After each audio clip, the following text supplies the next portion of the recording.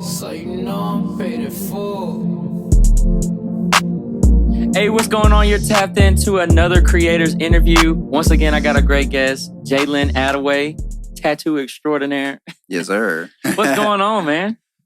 Whole lot of nothing. A lot of nothing. Living the dream, Yeah. you know? Trying to. Yeah. Tattooing for a living. That's wild. Full time, I'm assuming. Yeah. Hell yeah. If you call it that. Yeah. I usually tattoo like 3 times a week, and that's my full time though. I mean, that's like that is the dream. Kinda. Yeah, kind of, sort of, yeah. Yeah. Are the other days like prepping days still, or are you off? No, that's definitely my entire life is tattoos. Yeah, and my 3 kids. days of actual tattooing, the Yeah. rest is just like drawing shit, Yep. planning shit. Yep. I eat, sleep, breathe tattoo. That's my life. It's wild. It really is. Mhm. Man, I could go into it for hours, honestly. Yeah, we will. We're going to get into it. I'm Cool. excited. Me as a person that loves tattoos, obviously I'm covered in tattoos. It makes me excited when someone says they live and breathe tattoos when they're going to put those on my body for the rest of my life. Absolutely. That's nerve-wracking, isn't it? That you're putting something on somebody that's going to be there forever? It can be, for Yeah. sure. Definitely my first few years, and even up to about 2 years ago, it was nerve-wracking. Yeah. And I hit a point where now it's like almost autopilot. Like I know exactly what to do, how to do it, when to do it, and it's good. How many hours do you think you've put into it now? Because they say like there's like a rule. It's called like the 10,000 hour rule. Man, And I feel like I've done it with the studio to where like I can just record people and not really think about it. Like I'm thinking about it, but it's what you're describing, like an autopilot type situation. man, honestly, well past that. Yeah. Well past that. My first 5-6 years was well past that. Yeah. 12 to 12 every single day. Hell yeah. That was hell. So when did you start tattooing? I believe it was 2013. I've been tattooing about 10 years total, on and off. That's when right directly out of school? Yeah. Well, kinda. Yeah. Right directly out of 11th grade for the 11th. fourth time. Yeah. Yeah. It is what it is. I failed several classes. So Yep. But that just goes to show you that doesn't make a fuck. It does not. In my personal opinion. you Yep. know, like, I had dropped out in the 11th grade. Yeah. And at the time, I dropped out and I was like, fuck school. I'm going to be a rapper, dog. You know, like, yeah. but that didn't really pan out so like how I expected it to. It was cool, I guess, while it lasted. But I gotta actually hold on. So this is what did it. This is what made me say I'm done with everything except for tattooing. Because back then I was wild, running the streets, you know, blah blah blah. And I was watching a show, Parks and Recreation. I don't know if you ever seen that. Oh yeah. And Ron Swanson. Ron Swanson, I love it. His man's man, you know. Man's man. And he was talking to somebody on there one day, and he looked at him. He said, "Man, you've been half-assing 2 things. You need a whole ass one thing." Whole ass one thing, yeah. And bro, Yeah, light went off. man, and I was like, I'm done with everything. Ron Swanson changed your life. Bro, That's oh beautiful. God, bro. I like his permit. Man, if I ever get to meet that man one day, Oh, he's so cool. bro. I think Nick Offerman. Mhm. Yeah, cool as fuck. Yep. Yeah, Parks and Rec is way up there. Yeah, that's definitely. That's hilarious. But that's funny that made you. That's wild. But yeah, you can't. And there's a lot of people that are decent at a lot of shit. And it's like if you could just be really cold at one thing, you could be unstoppable a lot of times. Absolutely. Yeah, the jack of all trades thing is sketchy. Yeah, sometimes you're okay at a bunch of stuff. Yeah. I'd rather be really fucking good at one thing. Yeah, because you know it. And like you said, you put the hours in, you put the years in. Yep. But it took years. Yeah. It takes time. And that's one thing. And me and somebody else were talking, it's like, you're better than everybody else that quit. So like even you throw talent out the window, everything. Yep. You're a better tattooer than everybody that ever started and quit. Like quit too early. Yep. That's insane. So you tattooed here in town when you first started, right? Mm-hmm. And how long was that? Roughly 4 years on and off, at handfuls of shops. Yeah. I bounced around. Either I didn't get in, like, I didn't really get along with everybody, or it was like, it was kind of sketchy, like sketchy business going on type stuff. And I didn't really want that for me at all. I knew there was bigger, better, like, things out there that I was capable of, and I want that, and I've always wanted that. Well, it's gonna get dark. Yeah. Like, I feel it. Yeah. Shop dynamics. That plays a big part into it, huh? Absolutely. You take a bunch of people that think differently and you put them in one building, because the average person doesn't wake up in the morning and say, I'm going to go be a tattoo artist. No. Right? So these are obviously people with different type of brains. Yep.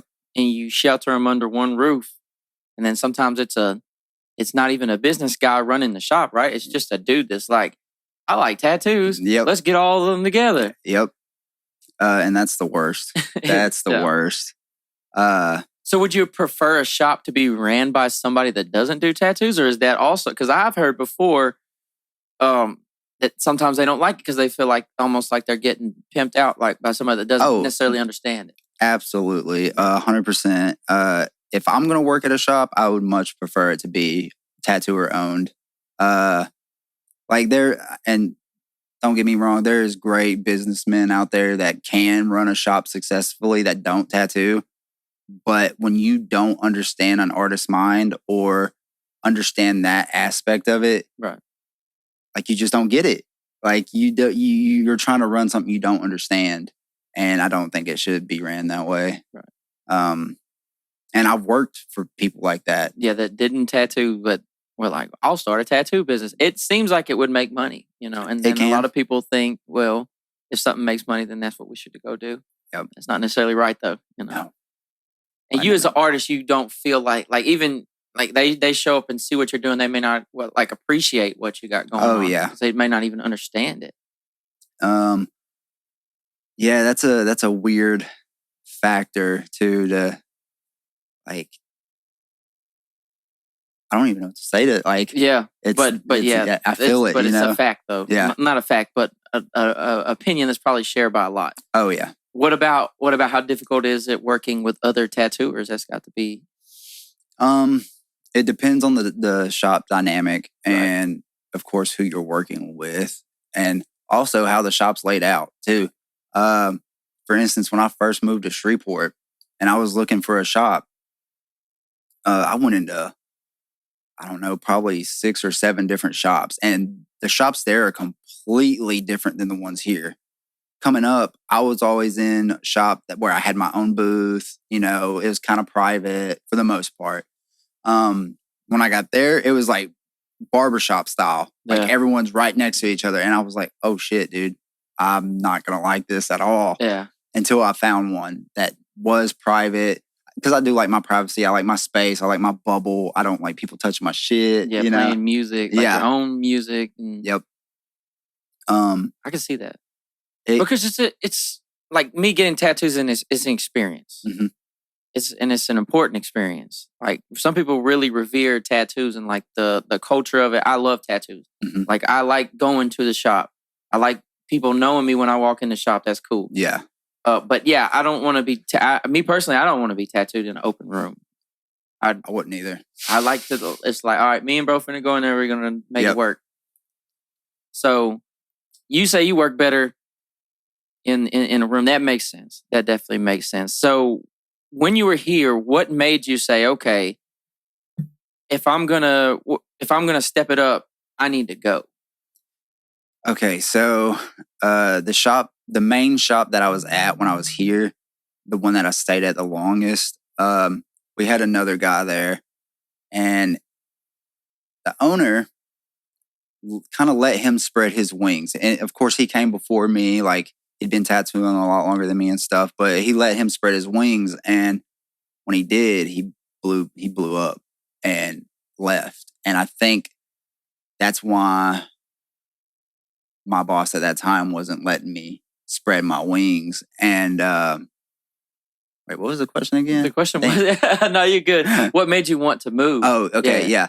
And I seen him do it. Right. I seen my buddy Joaquin do it. He left, burnt off to Dallas, blew up, came back. You know? Right. Yeah, I know Joaquin. And I was like, that's it. That's got to be the key. That's the goal or whatever. I didn't know what it was about it, you know, but I knew I had to do it. Right. And so I just did it.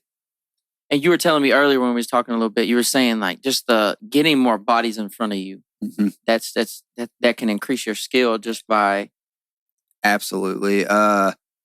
So when you're okay, I think the population here with Texarkana, Texas and Arkansas combined is maybe like 70,000, something like that. I thought it was 100 altogether. Maybe. I don't know.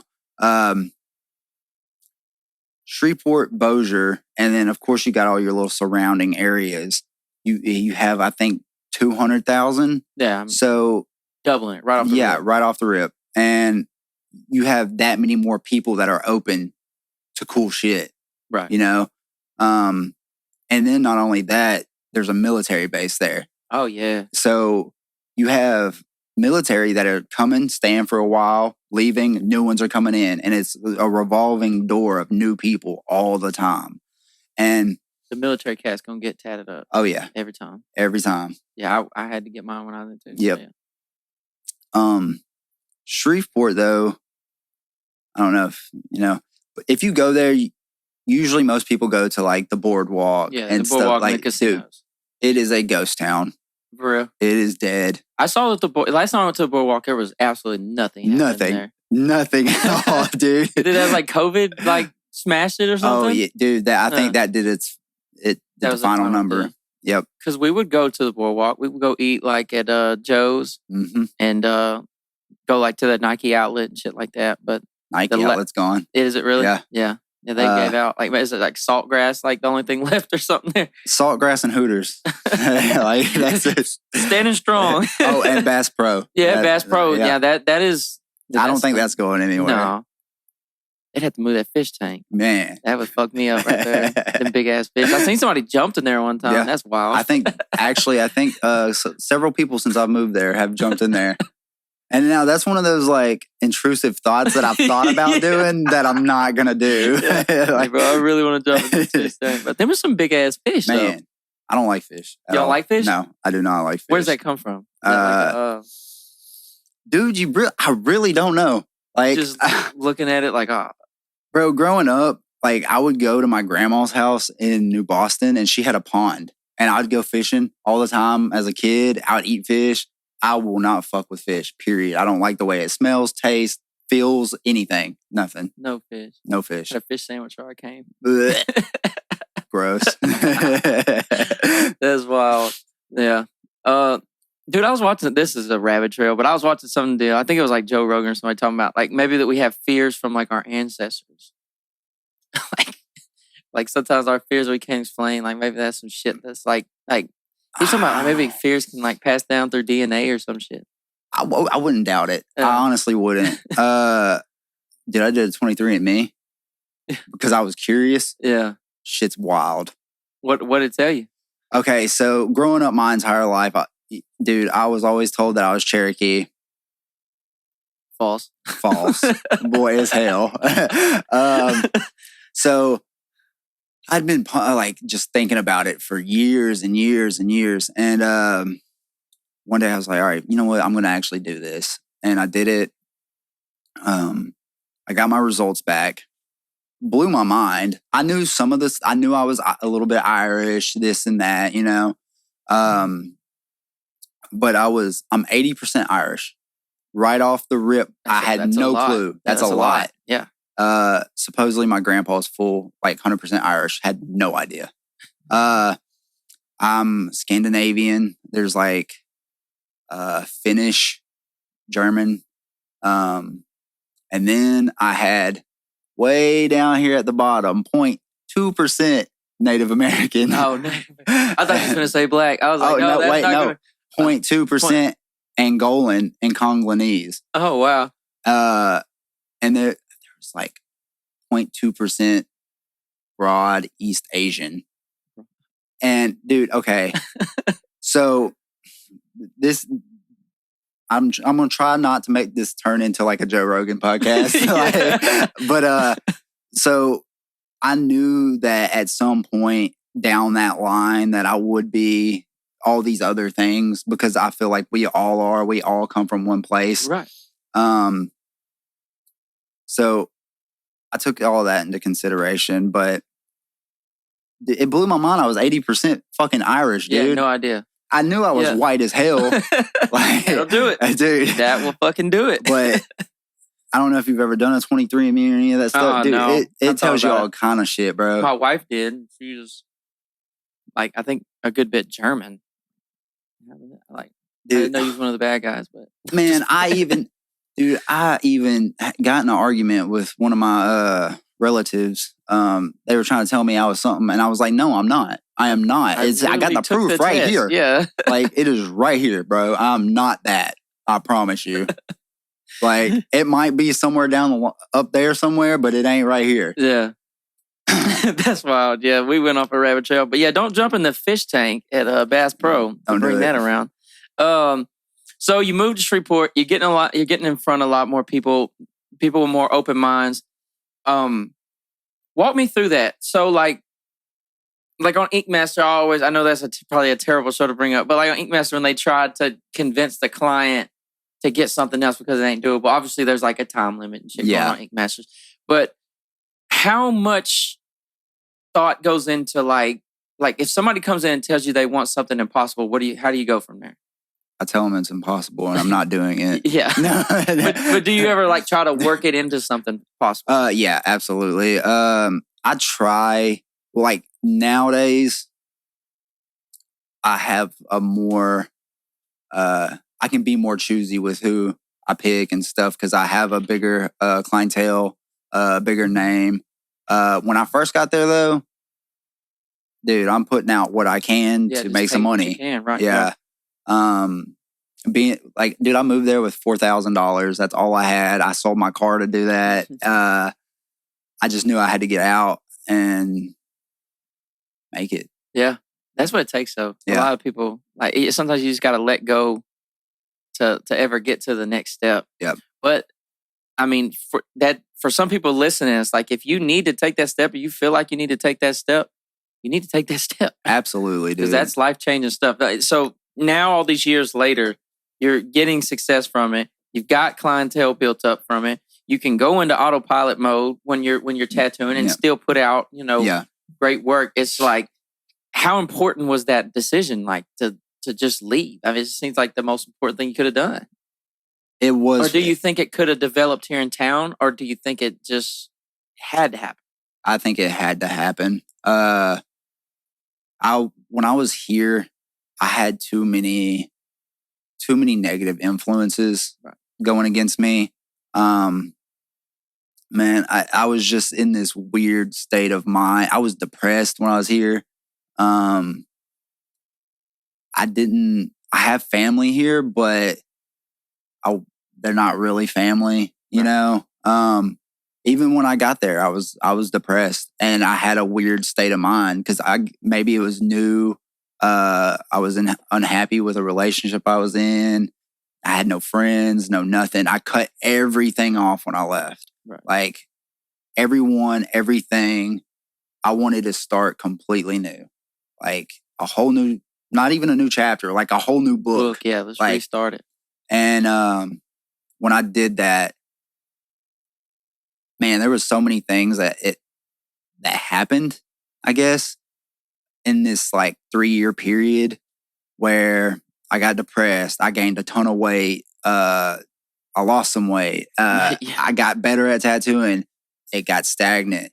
COVID happened. Yeah. Like, it was a roller coaster for sure. So what did COVID do to you down there as far as like, not the sickness, but like effect on you and your business? So COVID shut down the entire tattoo industry. Right. And that was absolute hell.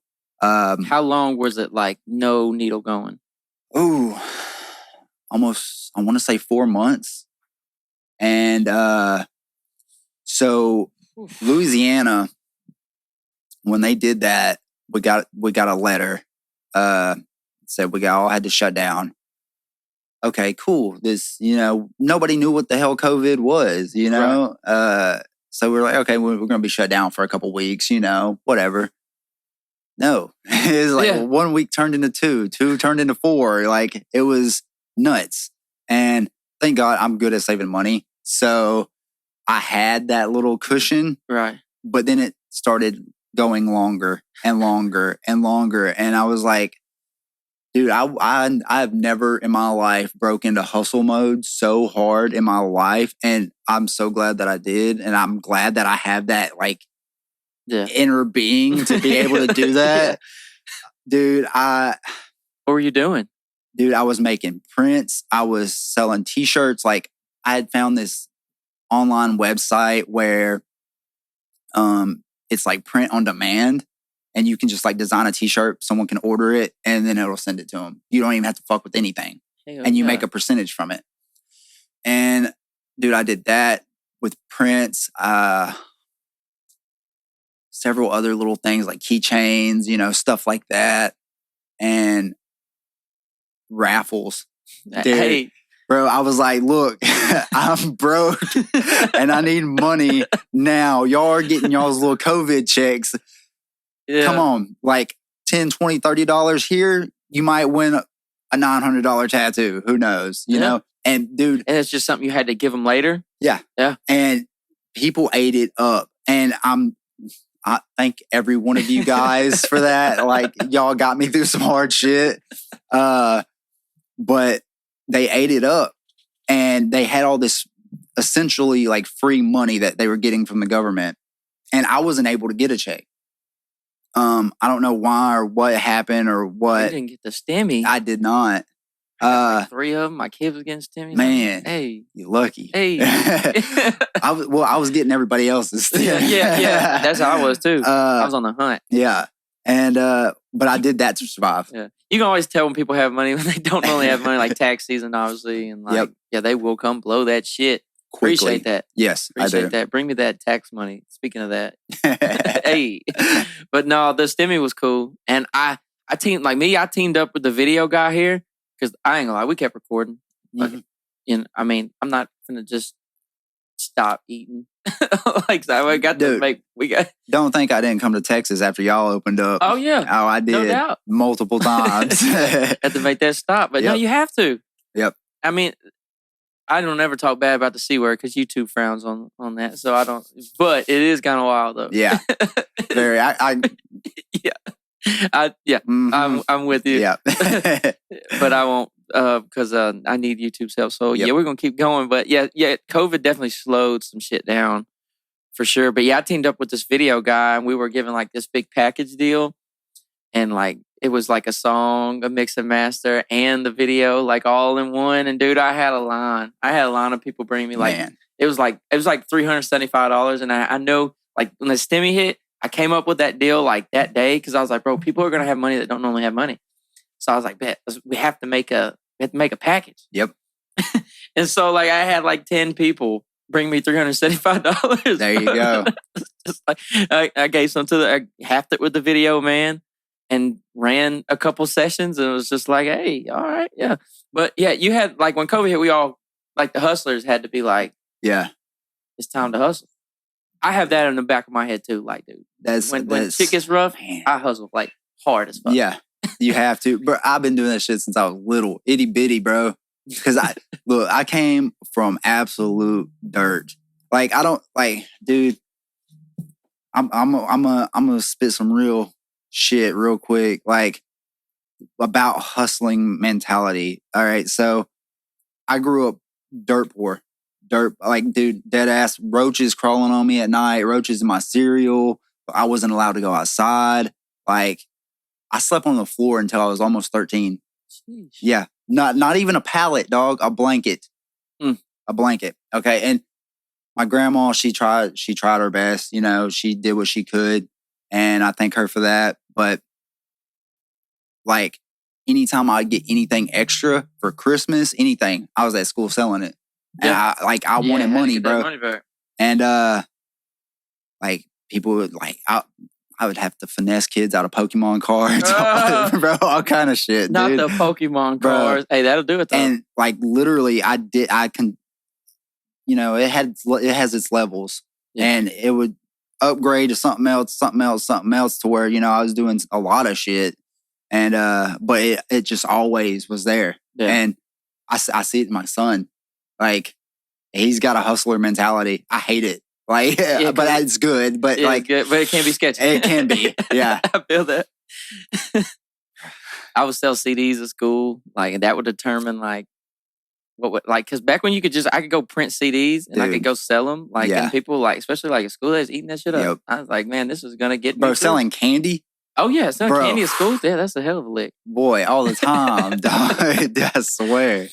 Yeah, some people just have it, bro, and you have, but to work for yourself. And to be in charge of your own finances like that, and like it's like, okay, I've got to go do this if I want to have money.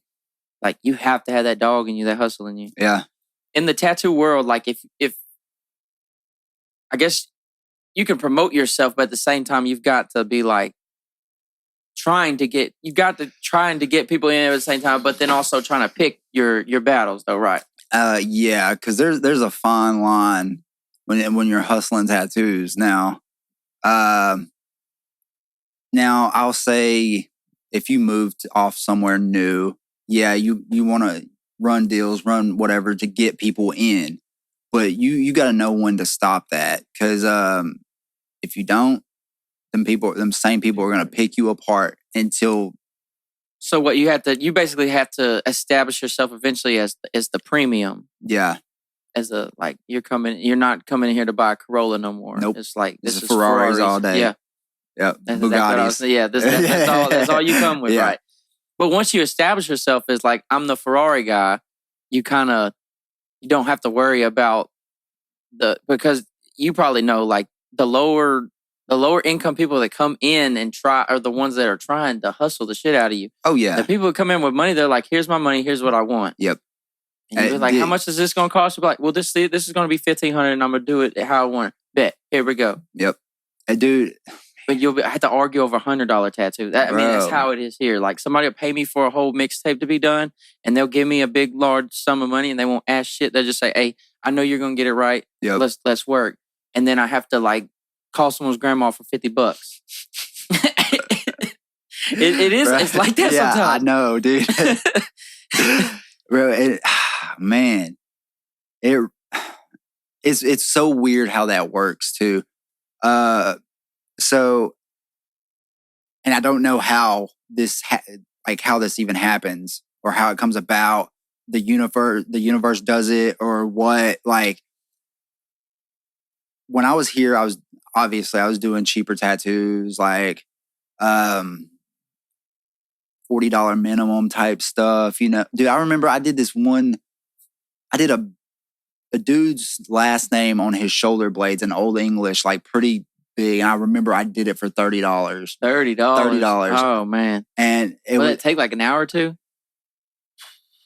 Probably about 3. Yeah, 3. I'm about to say, I'm just thinking of the time. Well, back then too, I didn't know what the fuck I was doing. I had no clue, dude. I got thrown to the wolves. I didn't do an apprenticeship or anything. Never did an apprenticeship? Never. And all I knew is I had this machine, and I could crank that motherfucker up to a jackhammer and just run it, like, and that's what I did. Dude, I ain't gonna lie, I fucked up many people. I'm sorry. But I mean, that's what happens. Like, if you today, you decide you want to go get a tattoo, listener, and you have $40 to spend. You finna get a $40 tattoo. You're gonna get a $40 tattoo, and that's just what it is. Yep. I've traded for tattoos, and then sometimes I haven't even, sometimes I paid a lot of money for them, sometimes I don't. And, I feel like at some point I have so many, I just don't care no more. Like, I really will just put almost anything on me at this point. Not that I would just put some crazy on me, but like, some of this shit is a little wild. But I forget I even have them. Like, for real. like I'm. But when this is my someone normal sees you in shit. public, they're like, "Oh, fuck, he's tatted up." Yeah, bro, I like your tats. Yeah. And I'm like, thanks. I forget about them all the time. Well, you probably get used to seeing. Well, people, I don't know, man. When I first felt like, okay, I'm tatted. I used to think about probably like when I would walk around in public, I would think about how maybe people are perceiving me as like, oh, look, he's tatted up. But now it never crosses my mind like ever. And they probably are still looking at me like, damn, probably that animal has so many tattoos all over him. Dude, that's another thing, bro. I swear to God. And this goes to show you also how mainstream tattooing is getting and tattoos in general. Man, growing up, tattoos were always kind of taboo. Not in my family because my dad's been to prison. He's covered in tattoos, you know. So it was kind of normal around me. My mom has them. But that time period, the 90s, it still was a little bit taboo. Right. And especially in a smaller town. And when I first started getting tattoos, especially my face ones, people looked at me like I was a devil worshiper, like this and that. And blah, blah, blah. I heard everything in the book, you know?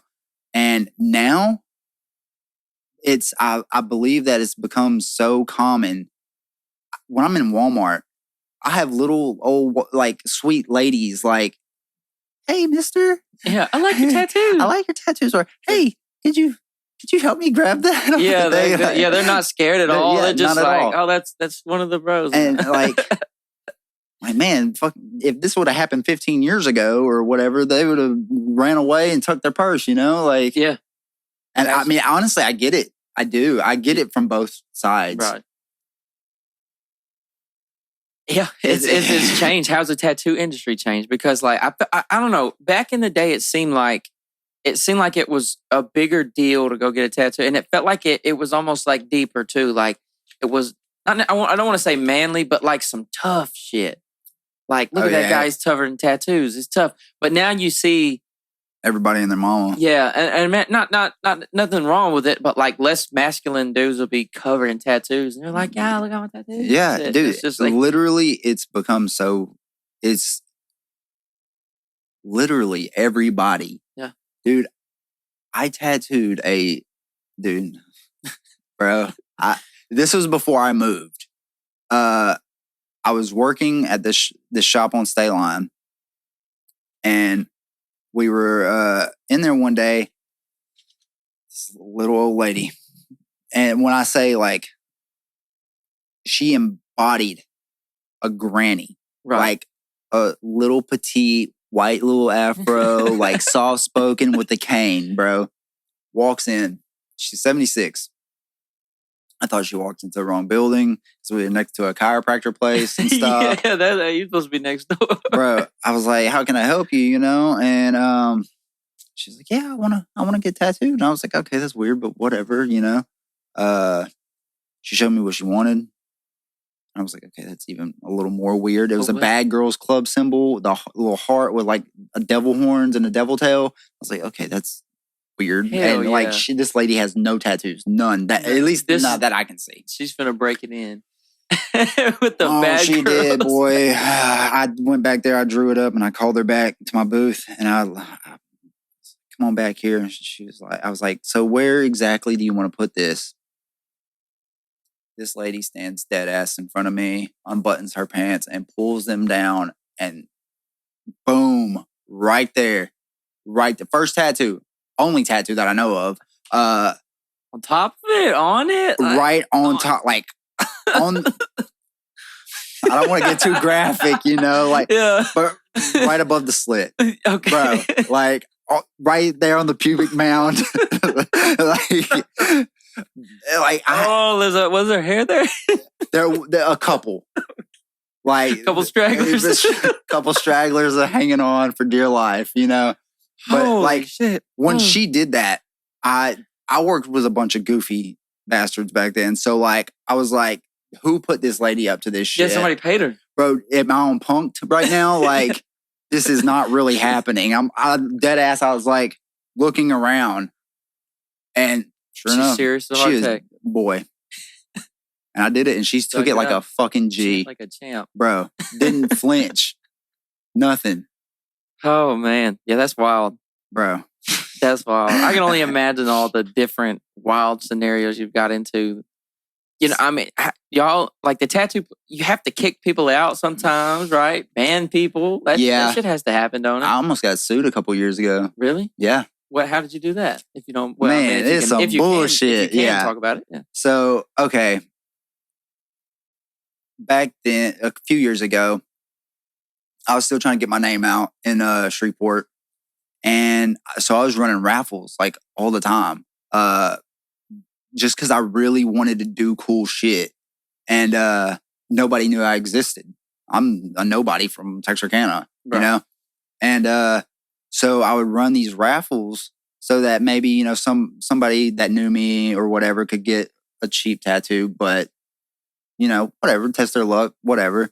And get some gnarly shit. It'd be some shit that came straight out of my brain, and I'd get to do it. You didn't really get to pick what you wanted, you know? You were more or less getting something almost free. So, like, it was... but you designed it. Yeah. It's your design. They don't have no room to play with it. Yeah. Which, I'm not an asshole. I would change up some stuff here and there, but, like, for the most part, I needed it to be me, you know? And this guy did not know me. Period. Entered the raffle. He put in like $100 towards this raffle, and he ends up winning. And he hits me up. He's like, "Yeah, dude." He sends me a picture. He's like, "This is what I want," and it was a bunch of scripts and it's really weird shit that I couldn't even read it. But the raffle was for your tattoo, for my tattoos, like. And so, but he sent you something else. Yeah, it was like, "This is what I want." Yeah, and he was wanting me to like directly copy this tattoo, and I will not do that. For one, and then for somebody else's. Yeah. We'll talk about that in a little bit. And I was like, "Look, dude, I'll work with you, but I'm not doing that." And so he came up with some other harebrained idea, bro. And at first I looked at it and I was like, "Okay, I could probably maybe do something with this." And a couple weeks down the road, like I ended up. I don't know. There was just nothing I could do with it. And I was like, "Look, dude, we're going to have to come to like some type of agreement because this is what this raffle's for, blah, blah, blah, blah." And he was like, "Okay, fine. That's cool. Whatever." And he started coming in and like asking for me on my days off. And like this dude, oh my God, such a fucking tool. And hope you see it. No, yeah, no. Well, we're gonna tag him. I'll find him. He would come in and he'd do like this weird, like tough guy shit. Where's he know, like where's Jlynn? Like, and my girlfriend was working the front counter at the time, and she'd be like, "He's not here, dude. You came in last week the same day, and I told you he doesn't work on Tuesdays. Right? He's not here, and like you only come on Tuesdays for some reason, like." And so after so long, I got so tired of this shit that I was like, "All right, look, dude, you can have your money back from this raffle. I don't care. I'm not dealing with you, period." And next thing I know, sheriff walks on in and is like, "Jlynn, here you go. Here's your papers." Served me papers to go to court and this and that. And I was like, "Dude, what the fuck is going on? Yeah. I'm dead ass getting sued right now?" And from a Facebook rap, bro. And so I go to court, and he's trying to make this claim that I owe him $600 for this tattoo that doesn't exist. Like, dude, what? What? Yeah. I can't give you something that doesn't exist. And dude, I walked in that courtroom, boy, I was heated. I'd been out of trouble, staying good, being good, and here I am in court. And the judge said everything he needed to, made the dude look completely stupid. He said the same thing. He was like, "Bro, you can't ask for something that doesn't exist, period." Yeah. Like, and he gave you your money back. So why are you here?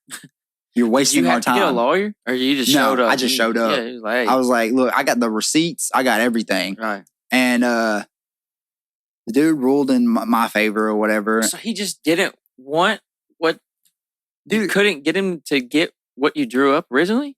Well, I didn't have anything in mind, but like at the time, okay, yeah. At the time, it would have been like some color realistic something another, probably a rose or whatever, skull, something like that. And he just was not vibing with that, I guess. But like, bro, why would you put in money on an artist for a raffle? You don't know like their style. Exactly. Yeah.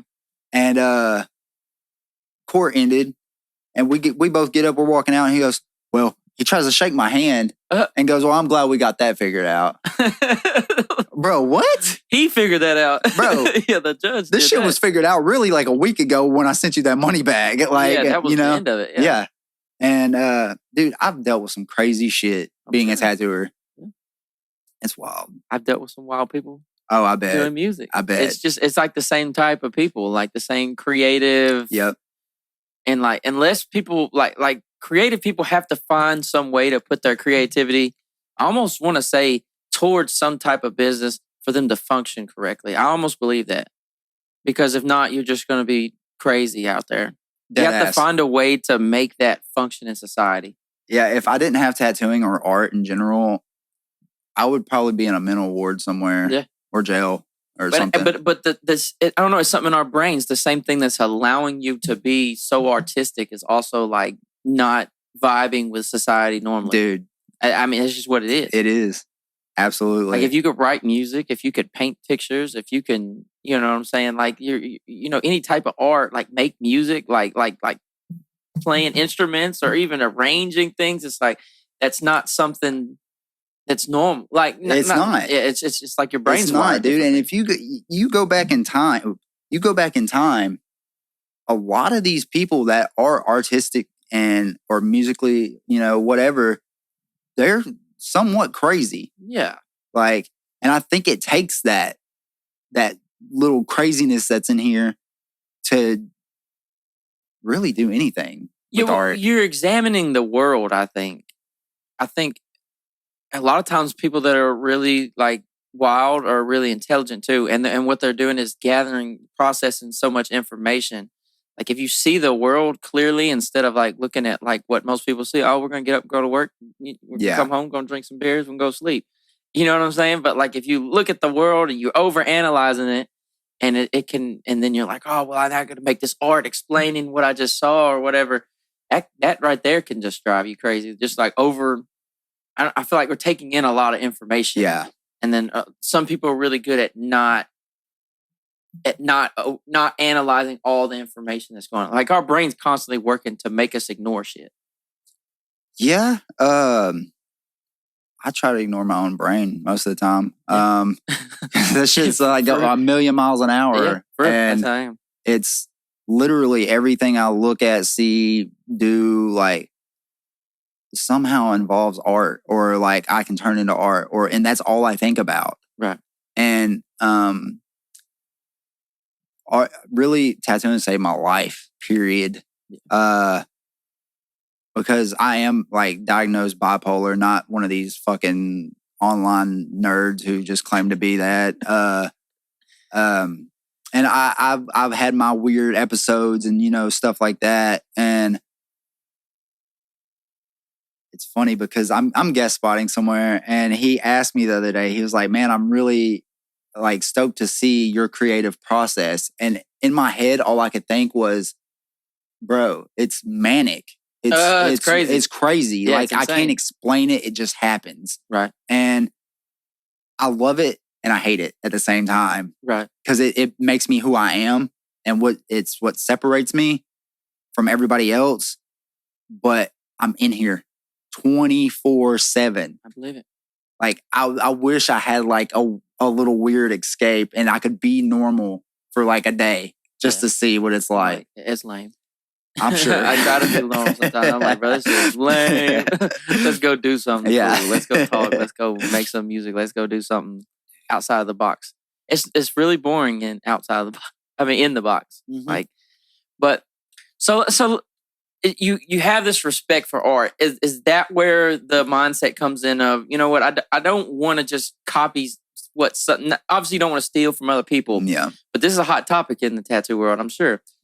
you know, client comes in, has a tattoo on somebody's arm. I want this shit. What do you say?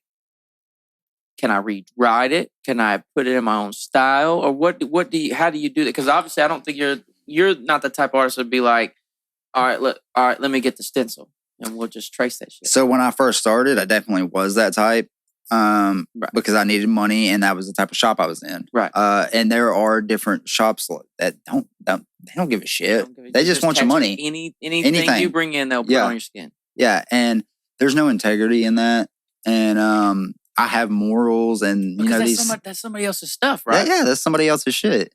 And, there's certain things that you see all these little tattoos on Pinterest and this and that get copied every single day, all day. Yeah. And I think that kind of stuff, it's a weird gray area. It's like inevitable. Yeah, it is definitely inevitable. It's going to happen. But like, if so-and-so brought in this super cool piece by this real big name artist, whoever he may be, and it's like, I want this exactly. Well, I can do that, but it's going to be in my style. Yeah. Like, I can give you some of those same elements. Like, oh, you want this skull with a graveyard scene under it? I can do it, but it's going to be my way. And years ago, I would have probably gave it to him exactly how he wanted it. Right.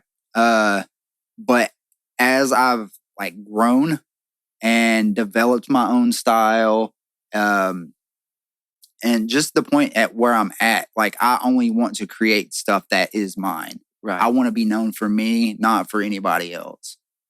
And that's got to be involved in that pricing too, as well. If you're drawing it up from, okay, like, how does that work? Like, well, I feel like I have a sort of decent understanding, but that's something big too, especially that takes a whole at least hours, right? Yeah.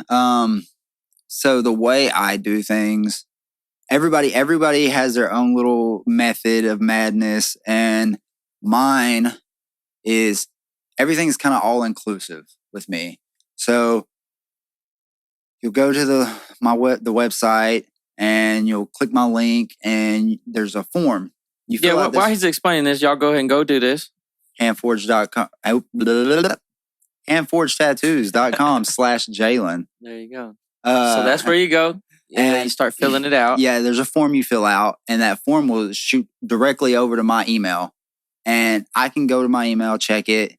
And on this form, it asks, your basic questions like, how old are you, what's your name, your email, contact info, what is it you're looking to get, which body part are you wanting tattooed, do you have any reference photos, whatever. And I can kind of go through there. And so they can potentially give you a lot of information right off the jump. And so I don't even decide, have to. Yeah. And sometimes you just what do you just say? I'm not interested, or you just don't reply to them? It depends on my. That could be tricky. I get really overwhelmed.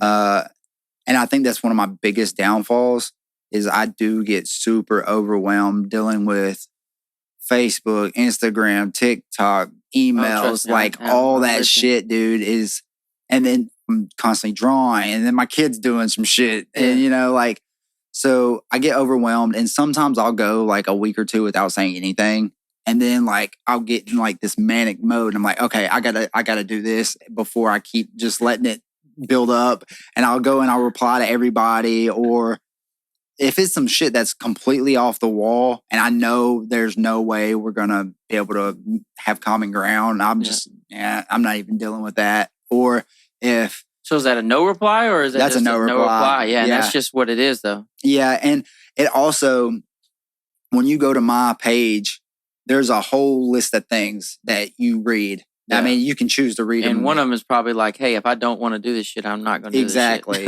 yeah. And... I'm nice about it in a way, but like, if I don't reply or I don't like the stuff that you're wanting to do, try again with something else, feel free. And, so like, dude, I'll have some off the wall shit and I'm just like, all right, no, that's not happening. Or they'll come at me with like crazy numbers. It's like, cause there's one of the questions is, do you have a budget? Yeah, if so, budget? Yeah. And it would be like $40. Yeah. I'm like, bro, Stop. Yeah. Don't do that. It comes to a point where you've done it too long. Dude. Don't like the equipment. Your equipment is better. Your equipment is worth more than fuck, dude. Yeah, just to pull that out is Dude, worth more than $4. my machine is $1,300 off the bat. Sure. And which I have all these things, but really it's what the road I took to get here, the shit I had to go through, the shit I had to learn on my own, my skill in general, like it's not no $40 shit. Don't play with me. Yeah, for real. Like, don't. Yeah, and it's not excuse me, it's not no ego or nothing. I mean, some shit is just reality. Yeah. Like, I came this far, why would you send me that? That's like, dude, like, I don't even know. Like, I can't even compare that to anything else. Like, it's, that's just, it's just really insane. Bro, you see what I do. Like, while. Yeah, like, you see, like, just big, elaborate, this is your style. And your style, what would you say your main style? Obviously, like, realistic, I think. Yeah, black and gray realism. Surrealism. Surrealism, if you don't know, like, it's just like, it's realism with these wonky aspects to it. Would that be like the one you did the other day that had like, it looked like a face, it was a really good looking face, but had like more eyes? Yeah. So that would be surrealism? Yep. Yeah, that's cool. That's my thing. That's what I love to do. Just not enough people like it or know about it. I need to come get some ink from you. Yeah, for sure. Right now I'm on I'm on an ink deal. I just ain't got none in a while. Man, I've been tattooed by a lot of different people too, and that's one I don't know. Like, I've been to a lot of people. It's like I've locked in with people in different seasons. Yeah. So like, I've got Chip from so and so, and then so and so, and so and so, and so and so, and so and so, and so and so, and so and so, and it's like, it's just different. And I'm like, I have just different stuff from different people from different seasons in their careers. It's like, I don't know. I feel like a detention desk sometimes, but I mean, there's some cool stuff on. I mean, like, the piano's kind of cool, and there's some cool stuff. Bro, I definitely feel like a detention desk. Just like, dude, like, bro. But I mean, I remember back in high school, like, we crossed paths a few times, but like, even then I knew you as like the dude that had tattoos. Like, because you had tattoos so early. I had like a whole 5. Yeah. But it seemed like so many though, because it's so different now. These high schoolers, they have sleeves and shit. Like, by the time I was 18, I had a sleeve. But it was like, I don't know, it was different. Like, I had like a half sleeve during high school, that was it. Like this first little fucking piece up here. Dude, I think I had like... But I think it was just like the neck. Because remember, you had your neck done so early, and I feel like that just like set it off. Like, that guy has a lot of tattoos. It didn't matter how many tattoos you had. Yeah. Like, your neck was blasted. Yeah. Yeah. Understandable. My wife won't let me get my neck. Well, she says I can't. Don't do it. Did it hurt? Like, I have one back here, and that didn't hurt at all. But okay. The neck sucks. Like, is weird. And I'm not the best judgment for this because of how my neck got done. So the first shop I was ever in, my boss decided he was going to do my neck. I had already picked this out, and he was just going to do the outline. I guess my boss was drunk. Oh, and yeah, dude, he did the outline. He was like, all right, we're done. I got up and I looked, and the whole like bottom half was blown out lines. The whole top half was like blood lines. So they weren't even really there. And dude, I almost cried. Like, I dead ass almost cried. Yeah, because I mean, that's your neck.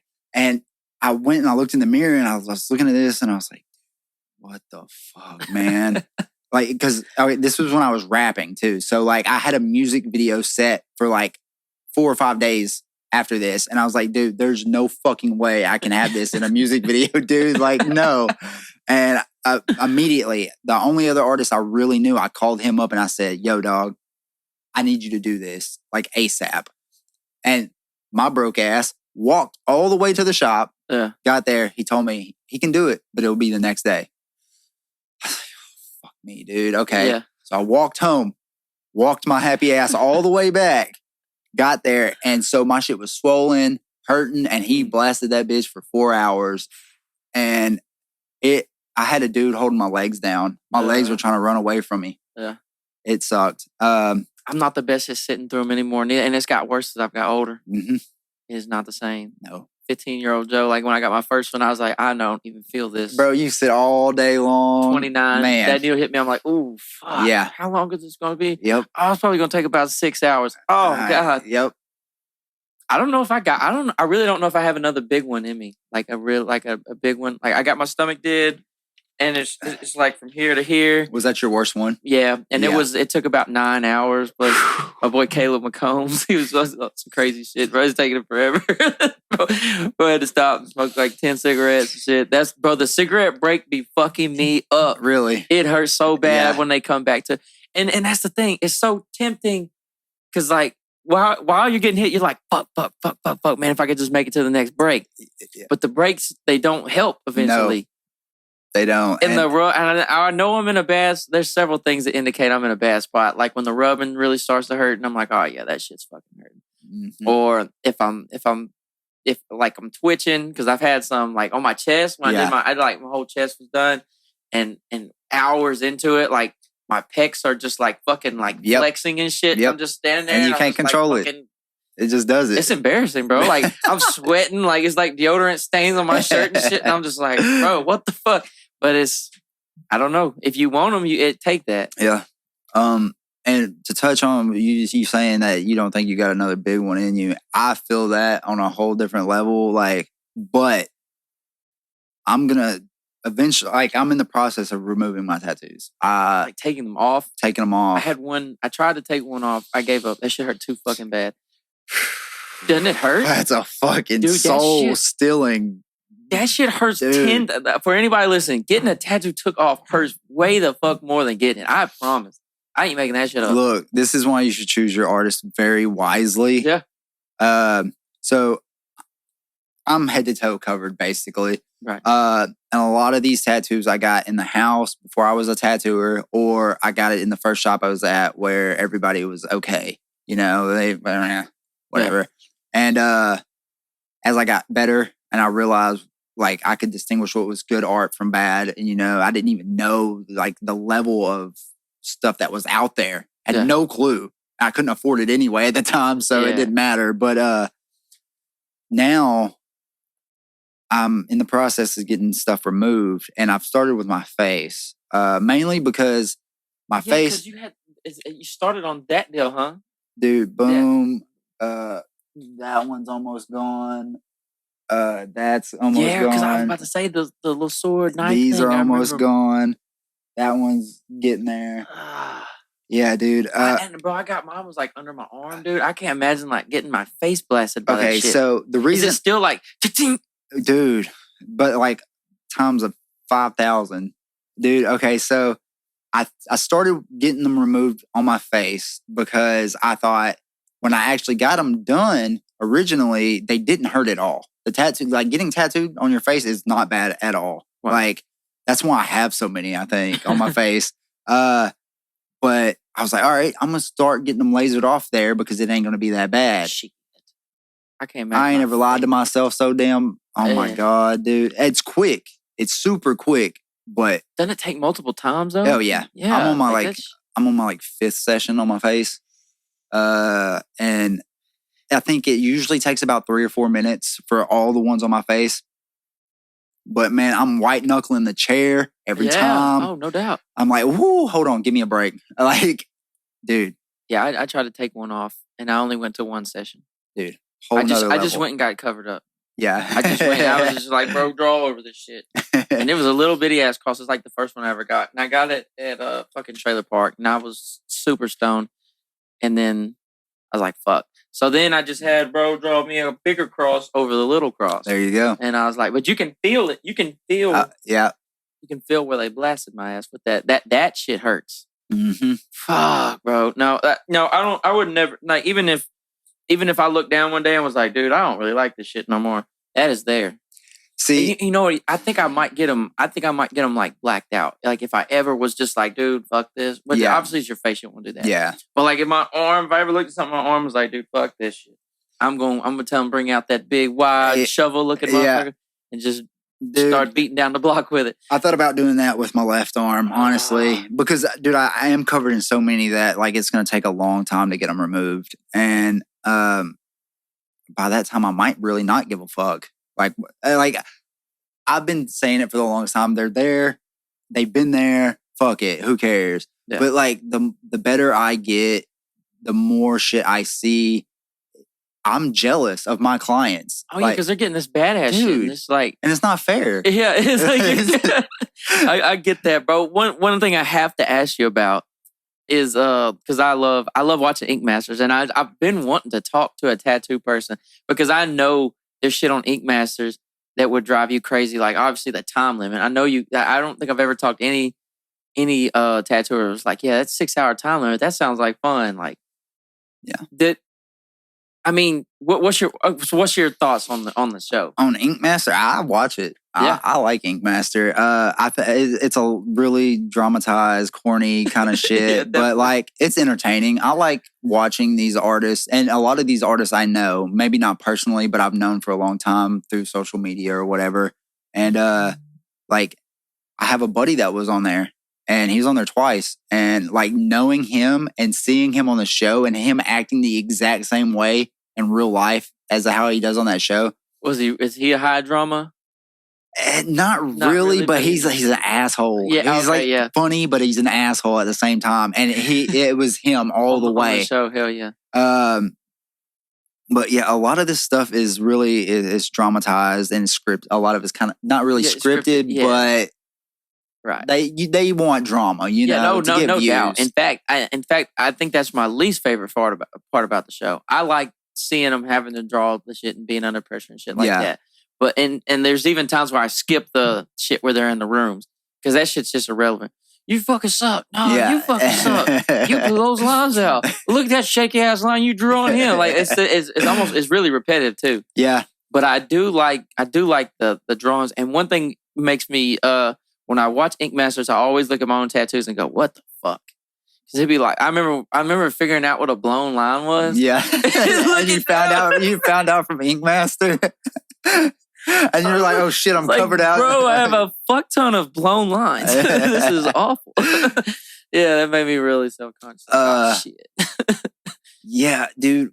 But where do you, like, okay, if I'm just a regular guy getting tattoos, where do I learn this information? Like, how do I learn about what a blown line is? Ask your artist. Yeah, that's... But I mean, you don't. What if you ask him like, "What's a blown line?" And he's like, "Look at that line I just did." I would get up and walk out. No, like you have different people, and you're gonna have to really like check the vibe, really, and know your artist, I guess. Me, I'm open about everything. Are you teaching? Do you ever walk people through shit? Like maybe not just like my blown lines, but I'm saying like. I don't know, because like, how do we know that our shit, like for someone, maybe like, because you're talking about tattooing people that don't have that artistic sense to them. Yeah. How do they know until like later that there's some bullshit on them? Or even what they're asking for is not. Well, I mean. Which I know that's a really hard question. That is a real hard question. It depends on, I guess, the morals of that artist, I guess, you know, like. Now, there's been times when I was first starting out where I took on something I probably shouldn't have took on. But at the time, I was like, I'm fucking confident I can knock this shit out. Yeah. And I would do it. And maybe it didn't like hold up to my standards. And I would like cut them a break. And I would not even say anything. Like it wouldn't be something that was so fucked up it's detrimental to their life or something. But like, I'm like, man, I really didn't. I quoted him $100. Like, just give him less. Yeah, I'm like, you know what? I'm gonna do this for 60. You know. So if someone ever takes the price off of the tattoo, I know that they butchered it. Yeah, yeah. Keep that in mind.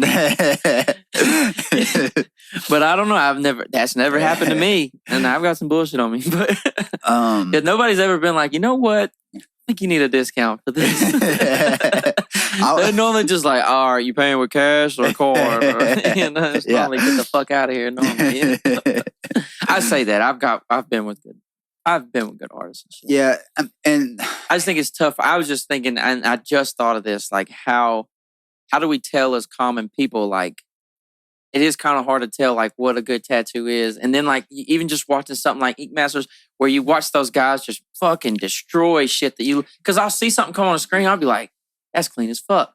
And then they'll be like, dude, you're a fucking idiot. Look. And I just be like, damn, if that sucks, what the fuck is on me? Now, I don't like everything that's on Ink Master tattoo wise. There has definitely been a bunch of bullshit tattoos that have gone through there. But there's been good tattoos that have gone through there as well, where they'll sit there and they will eat it up. And I'm like, bruh, but you didn't say shit about the one that came right before it that was mangled to shit. Like, bruh, what?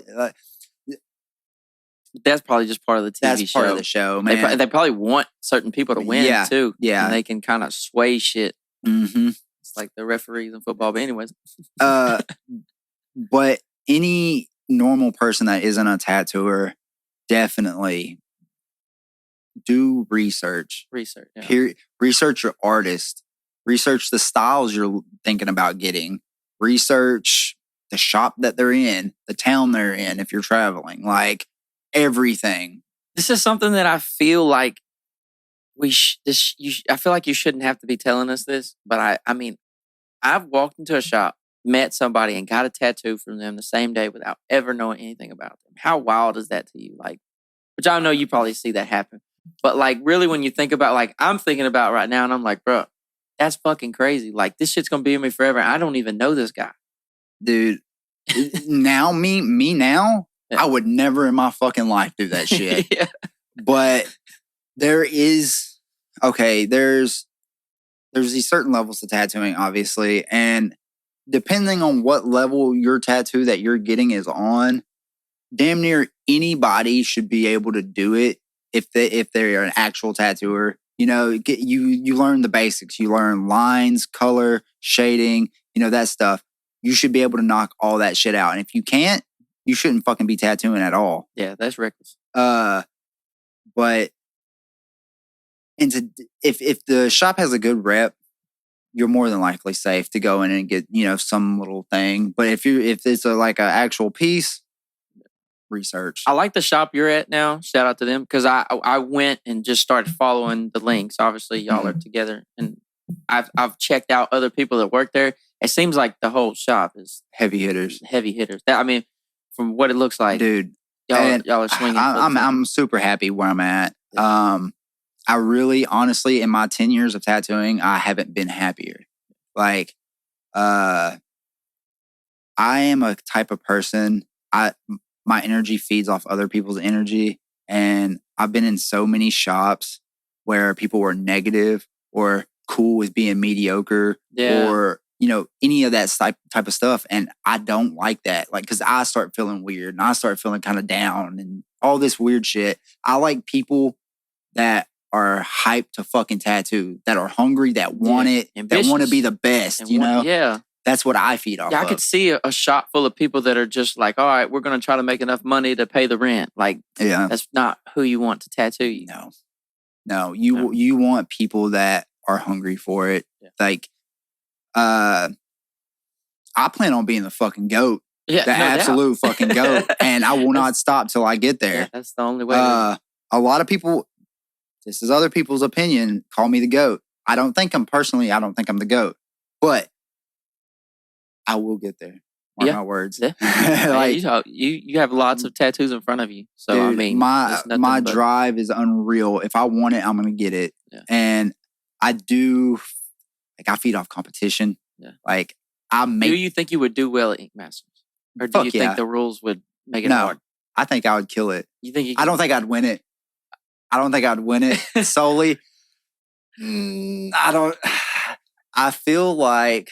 How hard would it be? Like, so, like, what we're seeing on TV, I'm so hung up on Ink Masters, I'm sorry. But, like, I just been wanting to talk to somebody that does this shit. Like, somebody gives you this crazy piece and it's like this big. Like, and it's pretty detailed, like 6 hours. And that's normally about what they give you. How realistic is that? Or is everybody just rushing their ass off? Depending on the style. A black and gray realism, like a big giant ass, like like sometimes they do animals or like a fucking lion head let's or say fucking something like that. a tiger. We'll say a tiger. Yeah. In 6 hours, I could do it. Yeah. But I'm a fast tattooer. Yeah. Like, my style, I like my shit to be, I don't like it super buttery, smooth. Like, I don't even know how, you would have to really know about tattoos to know what I'm talking about. But like, I've watched like every season of Ink Master, so I'm okay. So you're a pro. All right, cool. We're on the same page. Good. Yeah, we're practically equals. All right, so in black and gray, there's like, you can have what I call buttery tattoos, and they're so layered and they're milky looking. Right. Yeah, I hear him say these words that you're saying. I've heard him say the buttery, And milky, smooth, like that style. You have to go real slow because you don't want to like overwork the skin. You want to give it time to like cool down while you're moving through it. Like my brain does not work that way. Right. I'm in there, and like I don't overwork anybody or anything like that. But I like it to be almost kind of gritty, like this dark. Yeah, that's the difference between buttery and gritty. And I know what you're talking textured about. And buttery. Like there's two different things going on. And like I'm very textured. Somebody like Joaquin, he's very buttery. Right. All his shit's super smooth. So smooth. Yeah, I know exactly what you're talking about. He tattoos super, super slow. Which, hey, there's nothing wrong with that. But I just can't do that. Yeah, my buddy goes and gets tattoos from Zeke. Yeah. I fucking love Zeke. Zeke's so cool. I just ain't got the budget right now or the want to be under there. But I noticed he kind of goes slow, but the shit he be doing is... Yeah, it's clean. It's super clean. Their whole deal over there is badass. I have a lot of respect for them over there. Like Jessica Dillard, all I'm of them. super happy that he's got all his little group over there. Like, they're doing the damn thing. Everybody's learning. Everyone's growing. I'm proud of him. Yeah, that's dope. Yeah. But to touch back on the Ink Master thing, like, I am a fast tattooer. I can knock some shit out depending on the style. Yeah. Yeah, so what that they always try to throw shit in there too, and then like the picking the skulls, somebody's gonna be like, "Hey man, fuck Jlynn, we're gonna give his ass the motherfucking butterfly or some shit, crazy shit." I'll tell you what would fuck me up is Japanese Day. Like doing the mask, like what do they call the mask? Like a Hanya mask. Hanya, yeah. But like Japanese traditional. Yeah. They'd have hit your ass with a koi fish or some shit. I would have went home. I would have said, fuck this shit. I ain't doing it. But no, like since I've been tattooing, I have sworn off dragons, snakes, phoenixes. Dude, they take me so long to draw. So long. And it's just the way that it's winds and they hit you with a snake quick. And I'd be like, say, buddy. So I'm you don't do very many snakes. I'm tattooing myself today. Yeah. So you don't do very many snakes, huh? No, because I hate the snakes. It's weird. Like I only do one style, black and gray realism, but like even in that, like I really don't fuck with like snakes or anything, just because. I honestly don't know. It's just but it's not something you want to draw. Yeah, it's very meticulous, but in a way that I don't want to be meticulous in that way. That makes sense though. Like if I got out a pen and paper and I decide, okay, Joe, I'm going to draw some shit today. If it was, and I decide, okay, for a month I'm going to draw. I would pick a picture and start drawing. If I ran into something, me as just a normal person, like there was no money on the line, there's no client. If I ran into something that was fucking me up or that I just didn't enjoy drawing, why the fuck, why would I do that? And I won't. Yeah. So, I mean, it's just like that. It's just different because you're getting paid, but at the same time, you got your clientele. You don't have to draw no fucking snake. I can be choosy. And that is dope. That's what you want. I've made it to where I try to cut everything out of my life that causes me stress. If you're a client and you cause me stress, and I'll let you know, hey, this is going too far or with this or whatever. But if you're causing me stress, I will cut you out. Quick. I don't need it, bro. I'm getting old. I ain't trying to have a stroke or a heart attack or some shit. Like, real. Just like my hair is gonna start falling out and shit. Like, I'm good. I'm lucky. I've kept it as long as I have. Yeah, I'm getting some gray ones in there. They're sneaking in there. I'm 29. They're working their way through. I'm trying to stay young the best I can. Mhm. Do you exercise any? Like exercise? I know that's been like big for me to keeping me sane. So I've never been into working out. I've never been into any of that stuff. But growing up, I rollerbladed and I skateboarded, and that's what kept me in shape. Yeah, that's dude. When I was here, before I moved, I was 135 pounds. I remember you was just like, you would never have a shirt on and shit. You just have a skateboard and just look like the wind was going to blow you away. Bro, dead ass. And I moved and I went through this period of depression where I was dead ass. I was eating a tub of ice cream every night, like eating my feelings, bro.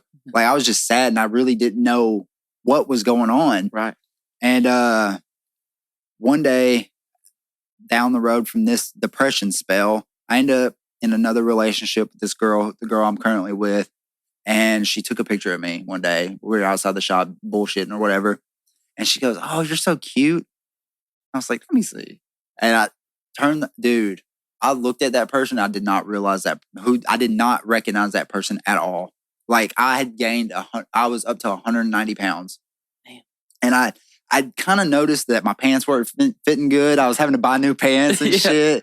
But I guess I wasn't, I don't even know how to say it. Like, you would think I would realize it, but I didn't. Yeah, you're just in a slump. Yeah. And sometimes it's hard to tell. And, but when I seen that photo, dude, I was like, no, this is not me. And I've got to do something about this now. Yeah. And so I reached out to some of my tattooer buddies, some of them from here actually. And, I was like, y'all guys are older. Y'all been doing this a long time. What is there something y'all do to stay in shape? It's a lot of sitting, huh? It's just straight sitting all the fucking time. Yeah. And if you don't have anything outside of that, you're just stagnant, dude, and you just gain weight and you eat like shit. Yeah. Because we're let's tattooing all day. Go grab a fucking Taco Bell real fast and get back to Yeah. And so I hit up my homies and one was like, try yoga. And I was like, I don't know about that, like, okay, whatever. But the other one was like, have you ever tried jujitsu? I was like, no, but at one point I wanted to be a UFC fighter. Yeah. And I trained a little bit. I worked out a little bit on all this stuff, but I never really got into it. And so I was like, you know what? I got the money now. I can go join a gym and I can try this shit. So he hit me up one day and he was like, hey, go check this guy out. And I think you'll like him, blah, blah, blah. I was like, okay. So very next day I was up there and the guy was like, yeah, man, you can try it out. Today is free if you want. And I was okay, cool. I went in there. I did the warm up. The warm up 15 minutes. That knocked me on my ass so hard. Like, I was like, dude, within the first 5 minutes, I was like sweating bullets, like feeling like I was finna die. And I was like, this is bad. This is how bad it is. And because back in the day, bro, I would skate all fucking day long. Oh, yeah. And being able to do some shit like that, easy. Yeah. And so then I came back the very next day. And this guy was like, damn, like you want this, huh? I was like, yeah, dude. And I went in there. And jiu-jitsu is a whole different game. Yeah. And I seen your podcast. Y'all was talking about some shit like that. Oh yeah. That was shit, not me. That would be my buddy. Jiu-jitsu changed my life, changed my perspective on life. Yeah. It humbled me more than I've ever been humbled in my life. Yeah, my buddy could use some jiu-jitsu in his life. Bro, he would be humbled very quickly. I went in the second day and I got my little, gi on and stuff. And we're at the end of the class, you get to roll for like three 5-minute rounds with random person. And I looked at this guy and I didn't pick him on purpose, but like it just kind of fell that way. And he was like 60 years old maybe. And he's super tiny, kind of scrawny. He was a blue belt. Oh yeah. I was like, dude, I can handle myself at least. This man fucked me all the way up, bro. Like manhandled my ass, 190 pounds, like I wasn't shit. And I was like, bro, you cannot fucking you cannot underestimate anybody. No. Anybody. It's some shit going on. Like, I mean, Bro, the common person, you run into somebody that knows how to fight. Like, you are in danger. You are if you don't know how to fight, and they know how to fight, like there's a lot of physical aspects that do not make a fuck. Dude. Oh my God. But so I fell in love with it immediately. Yeah. There's a lot of competition. I'm a competitor in anything I do. We could be fucking bowling. I want to be the best. Yeah, that's how I am. And so I kept with it. Ended up doing it for like 3 years. I competed all the time in it. Went to competitions, won medals, stuff like that. Yeah. And I ended up quitting because I had a couple scares. I got wrist locked one time. Ooh. And it popped, and my wrist was fucked up for like a few weeks, and it scared the shit out of me. And I was like, these are my money makers, dude. Yeah. You can't fuck up the tattoo, man. That was the first thing. And then shortly after that, I ended up getting a concussion at a competition, and I've already had 9. Ooh. So I can't it's getting to the point where I'm one of these times I'm going to knock my shit loose, and I'm not going to be right. Yeah. So I went ahead and gave it up. But what I know now, with just my 3 years, the average Joe. Yeah, and don't get me wrong. I ain't some Billy badass motherfucker, but I know some shit a lot of people don't know. Yeah, and if I ever have to use it, I can't wait. I can't wait. Yeah. No, physical stuff, but you had to mix that in there, dude. I gained a bunch of weight too, and I was skinny as you in high school. I was super skinny. I was about 140 in high school, and I think I was, when I realized that I broke my leg. And then I got fat. I was drinking beer. I'm drinking a fuck ton of beer. That beer will do it. That beer will do it. I finally quit drinking beer. I'm over a year off beer. So I don't know nothing, bro. So I drink water and try to eat decently. I don't ever turn down no cheeseburger. I do tell people that I'm on a diet, but that cheeseburger's still coming through. But now, man, I got about to 200 pounds, and and it's the same way. Like, I'll even see like my memories pop up, and I'm like, "Oh, dude, what the fuck?" Like, and some people were even telling me, "You look better with a little weight on you," but it's just that's not what I'm used to seeing. I was not feeling that. So I was like, "No, bro, it's time to hit the gym, bro." And it's weird how like a lot of people told me that same exact thing. Like, "Oh, you look good. Like you got some weight on you," but I wasn't feeling that, dude. Like, I was not feeling. I grew up skinny as shit.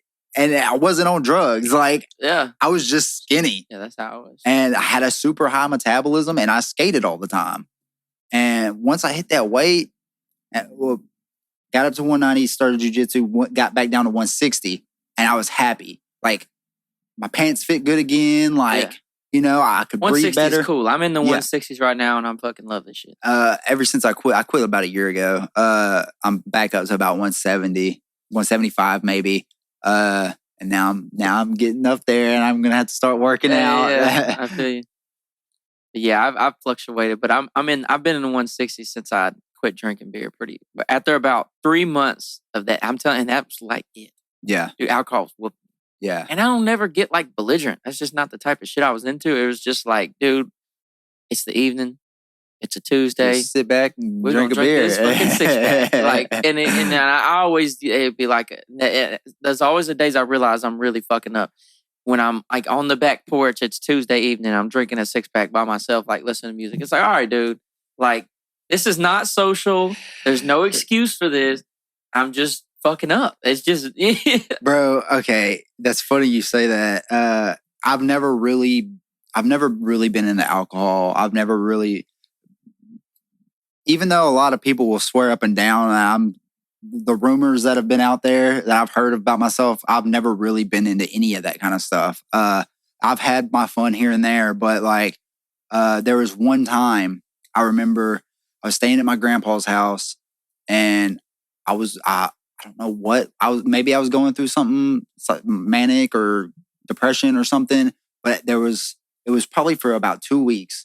Where every day I would walk right over to the liquor store, grab a 6-pack, come home, sit in my room, my bare ass room with a mattress on the floor, no TV, no nothing. And I'd sit there and drink a 6-pack. And I remember thinking, I was like, towards the end of this, I was like, what the fuck am I doing? like I'm gonna end up being an alcoholic because I'm like bored or depressed or something. Like I don't want this. Yeah, it's not hard for some people. Yeah. For some people can.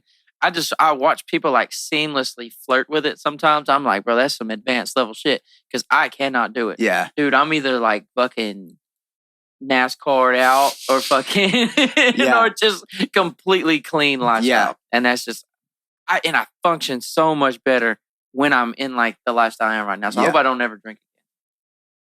Because like I'll even know like, dude, I'm really ambitious just like you. I'm super competitive. And like I went through like 3 or 4 years, like I was in every other aspect of my life, I really felt like I was on my shit. Besides drinking, I would keep telling myself, I was like, dude, this doesn't even really line up with the rest of me. Yeah. You know, like, but I was just some inner demon. Straight up addicted. Yeah. And see, I have an addictive personality. And if I start doing something and if I realize it fast enough, I can quit it. Right. But it's because of all the stuff that I went through when I was like a child that I saw and seen and shit I shouldn't have seen. And I know what that can turn into. And I don't want that for me. I don't want that for my kids. I want to try to be the best version of myself as I can be. So that's like literally number one reason why I don't fuck around. Like I don't drink, I don't smoke, I don't do drugs, I sit in my house, I draw. And I go home or I go to work and I tattoo. Yeah. That's it. But that's success. That's what it looks like a lot of times. Yeah, you it's cut boring. all the bullshit out. It's boring sometimes. But you're doing the right things. I'm trying to get to the point, like there will be a time where the grind is pretty much done. But by that time, hopefully, it will be fun. I'll probably be kind of old, and but I'll be successful. I'll have money put back. I'll have a house. I'll have this. I'll have that. Everything in line. And I can be like, you want to go snowboarding in Colorado tomorrow? Like, let's go. Let's do it. Where I don't have shit to worry about. And I try to, like my younger homies, I try to stress that shit to them. Like, yeah, you're young, have fun, but watch what you're doing. Yeah. Like, don't slip. It's a slippery fucking slope. Oh, no doubt. Yeah. And if you've been to Texarkana or you guarantee you know somebody that has slipped down the slope. That has slipped down the slope and probably not came back. Yeah. No doubt. And it's sad. It really is sad. But dude, I tried my hardest. Like, just live up to your fucking actual potential you have. Yeah. If you have any type of potential, fucking use it. Some people just don't even realize they have potential, but I think everybody has potential. I think you just have to just get some type of drive, some type of ambition to start fulfilling that. Mm-hmm. But a lot of people just live a super average life, go with emotions, and in some ways or forms that may be beneficial. I do think about people that are able to just slide through life in a way that, I don't know, I wouldn't say that's beneficial, but I don't know, that's a really deep concept. But yeah, that might be a little too deep for me to get into. But it's trying to live an extraordinary life. Yeah. And that's not going to come from doing ordinary shit. No. And dude, there's so many levels to that even, like, and to live an extraordinary life. I'm not talking, what I said, where one day I can just up and go to Colorado and snowboard or whatever. I don't have to have Louis Vuitton belts and, that type of shit. Like, it can be anything that, like, you ain't got to be rich to fulfill. Your level of success, fulfilling your own personal level of success. Because I don't even want to. I know if I had too much shit, I'd fuck it up anyway. Yeah. So I just want to. My level of success would be like you're describing, like everything's took care of. Yeah. To me, that's really what success is to me. But everybody has a different version of success. But if all my shit was in order, I'll say, okay, yeah, like we're getting there. Yeah. I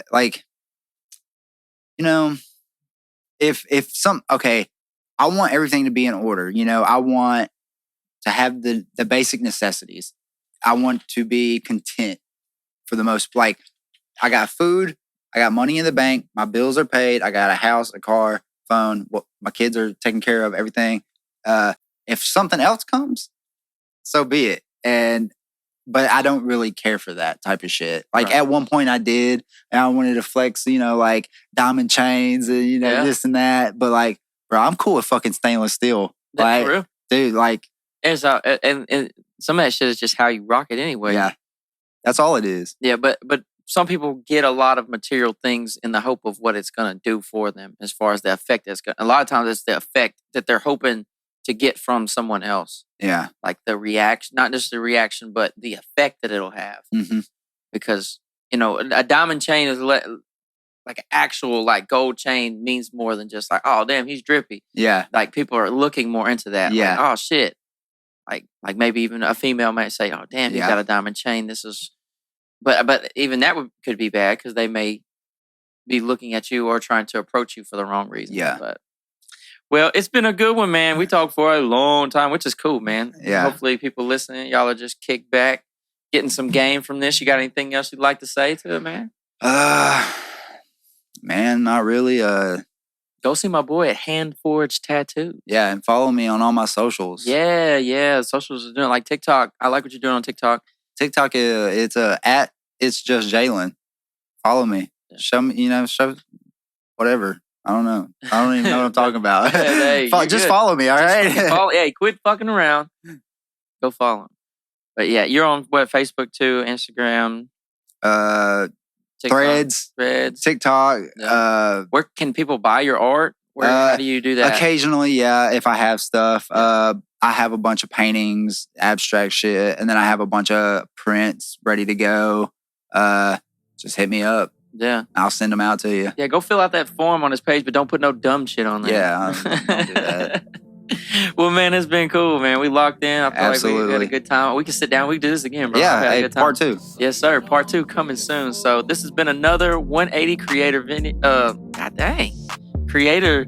What is this? This is an interview. Folks. Yeah. So appreciate you staying this long and be Absolutely. blessed.